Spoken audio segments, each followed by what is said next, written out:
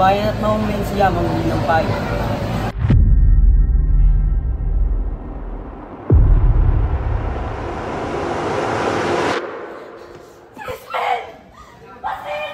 Sa mga liham, nasusulat ang hindi masakit, ang hinanakit, ang pag-aalala, at ang pangungulila. Ibarra, 2 araw na tayo hindi nagkikita. Ipinagdasal ko sa 2 kandila para sa iyong kaligtasan. Kahit sinabi pa ni Ama na wala man dapat ako ipag-alala. Ngunit, sa gitna ng mga liham at pangako, may mga aninang bumabalot sa inaharap. Pagtatapon ng salapin ng pagdiriwan ng piyesta.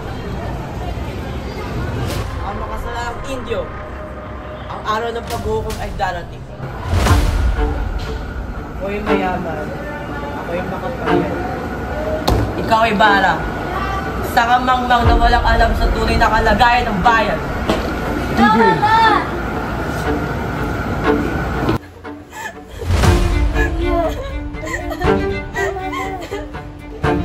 Dapat na siya ipakasal sa iyo.